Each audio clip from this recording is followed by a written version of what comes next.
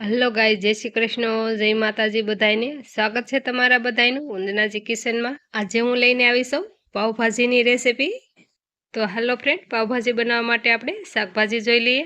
જો ફ્રેન્ડ, બધા શાકભાજી આપણે કટિંગ કરી લીધા છે. બીટ, લીલું લસણ છે, આદુ છે, લીલી ડુંગળી છે, વટાણા, ફુલાવર, બટેટા, ગાજર, ટમેટા અને કેપ્સિકમ મરચું.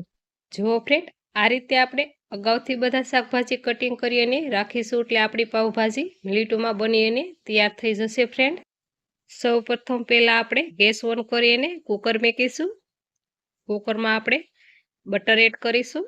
અહીંયા ફ્રેન્ડ, તમારી પાસે બટર ના હોય તો તમે નકરા તેલમાં પણ બનાવી શકો છો. અહીંયા મેં 2 સ્ટીકી બટરને એડ કરી છે અને 3 પાવડા આપણે તેલ એડ કર્યું છે. જો ફ્રેન્ડ, તેલ કે બટર આપણે જાજુ ગરમ નથી થવા દેવાનું. આપણે સ્લાઇસમાં કટ કરેલી ડુંગળી એડ કરી દેશું. ઝીણું સુધારેલું કેપ્સિકમ મરચું એડ કરી દેશું. અને આપણે આ રીતના લીલા લસણના ઝીણા ઝીણા 4 ગાંઠિયા લીધા છે એડ કરી દેશું. 1 ચમચી આપણે જીરું એડ કરીશું. બધું મિક્સ કરીને થોડી વાર સતળાવા દેશું. જો ફ્રેન્ડ, આ રીતે આપણે 1 થી 2 મિનિટ સુધી ડુંગળીને સાતળી લેશું. થોડી વાર સરસ એવી આપણે ડુંગળી સાતળી લીધી છે. હવે આપણે મસાલા કરીશું. અડધી ચમચી આપણે હળદર એડ કરીશું. 1 ચમચી આપણે લાલ મરચું એડ કરીશું. આદુ આપણે ખમણેલું એડ કરીશું. બધું આપણે મિક્સ કરી લેશું. બધું આપણે સરસ એવું મિક્સ કરી અને 1 મિનિટ સુધી મસાલાને સતળાવા દેશું. સરસ એવો આપણે 1 મિનિટ સુધી મસાલો સતળાઈ ગયો છે. ત્યારબાદ આપણે બારીક કટ કરેલું ટમેટું એડ કરીશું. 1 નાની ચમચી મીઠું એડ કરીશું. સરસ એવું બધું મિક્સ કરી લેશું. આ રીતે આપણે મીઠું એડ કરીશું એટલે સરસ એવા ટમેટા આપણા ગળી જશે. આ રીતે આપણે અધખબડું ઢાંકી અને થોડી વાર કૂક થવા દેશું. જો ફ્રેન્ડ, સરસ એવા આપણા ટમેટા ગળી ગયા છે. જો ફ્રેન્ડ, અહીંયા તમે જોઈ શકો છો ડુંગળી અને ટમેટું આપણું સડી જાય એટલે બટર અને તેલ છોડી દેશે. ફ્રેન્ડ, જો ફ્રેન્ડ, તમે જોઈ શકો છો સરસ એવા આપણા ડુંગળી અને ટમેટા સડી ગયા છે એટલે બટર અને ઘી છોડી દીધું છે. અહીંયા આપણે શાકભાજી એડ કરીશું. બીટ લીધું છે આપણે કલર માટે. આ રીતે આપણે બીટ એડ કરીશું એટલે સરસ એવો ભાજીમાં કલર આવે છે. આપણે ગાજર એડ કરીશું. અહીં આપણે ફુલાવર સરસ એવું સાફ કરી અને લીધું છે એ એડ કરી દેશું. અહીં આપણે બટેટા એડ કરીશું. અહીંયા આપણે ફ્રેશ વટાણા લીધા છે એ એડ કરીશું.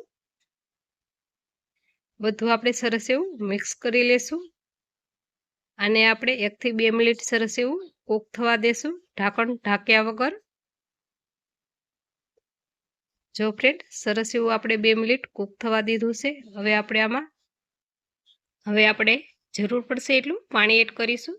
ફ્રેન્ડ, પાણી નાખવા ટાણે ખાસ ધ્યાન રાખવાનું. ફ્રેન્ડ, જાજુ પાણી ના પડી જાય.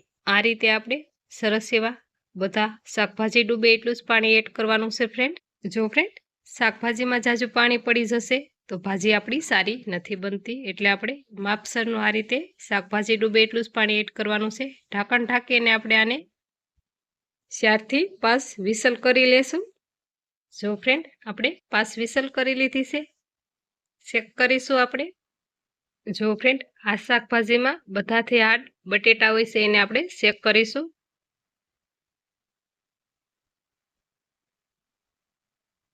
જો ફ્રેન્ડ, આ રીતે શાકાથી કે ચમચીથી તમારે ચેક ચોક્કસથી કરવા. સરસ એવા આપણા બટેટા મેશ થઈ ગયા છે એટલે સરસ એવા આપણા બટેટા બફાઈ ગયા છે. હવે આપણે ભાજીનું મેશ કરવાનું લઈ અને ભાજી બધી આપણે આ રીતે મેશ કરી લેશું. જો ફ્રેન્ડ, નવા આવ્યા હોય સબસ્ક્રાઈબ કરી લેજો એટલે કે અવનવી રેસીપી જોવા મળશે મારી ચેનલમાં. અને બેલ આઇકન પણ ક્લિક કરી રાખજો એટલે કે અવનવી રેસીપીનું સૌથી પહેલાં નોટિફિકેશન તમને મળી રહેશે.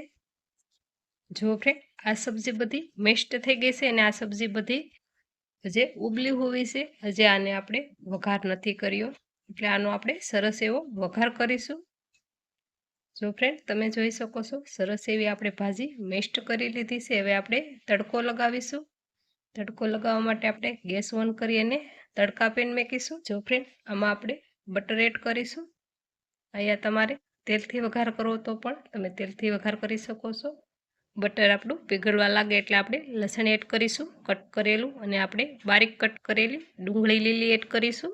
જો ફ્રેન્ડ તમારી પાસે લીલી ડુંગળીને લીલું લસણ હોય તો ચોક્કસથી પાવભાજીમાં એડ કરું. સરસ એવું ટેક્સચર મળે છે અને સરસ એવો સ્વાદ આવે છે. કશા પણ બંનેના દૂર થાય ત્યાં સુધી આપણે મિક્સ કરી અને ફ્રાય કરી લીધું છે. હવે આપણે 1 ચમચી પાવભાજીનો મસાલો એડ કરીશું.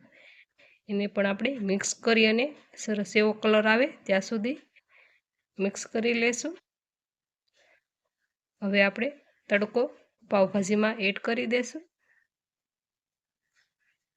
બધો તડકો એડ કરીને આપણે મિક્સ કરી લઈશું.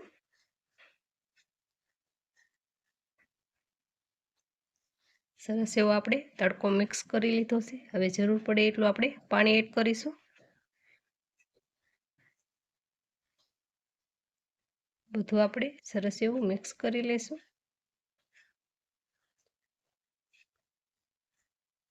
જો ફ્રેન્ડ તમારે જે રીતની પાવભાજી ઘટ રાખવી એ રીતનું તમે પાણી એડ કરી શકો છો. ગેસ ઓન કરી આપણે આને 5 મિનિટ સુધી હજી કૂક કરી લઈશું ઢાંકણ ઢાંકી અને. જો ફ્રેન્ડ 5 મિનિટ કરી આપણે ચેક કરીશું. સરસ એવું પાવભાજી આપણી બની ગઈ છે. ઉપરથી આપણે લીલા ધાણા એડ કરીને સર્વ કરીશું. જો ફ્રેન્ડ આ પાવભાજી બનાવી સને હાવ ઇઝી. કોઈ જાતના મસાલા પીસવા, ખાંડવા કે બાફવાની ઝંઝટ વગરની આપણે પાવભાજી બનાવીને ઇઝીલી તૈયાર થઈ જશે ફ્રેન્ડ. ઉપરથી આપણે લીલા ધાણા એડ કરીશું. જો ફ્રેન્ડ તૈયાર છે આપણી પાવભાજી મુંબઈ સ્ટાઇલ. તો હાલો ફ્રેન્ડ ફરી મળીશું એક નવા અંદાજ સાથે અને એક નવી રેસીપી સાથે.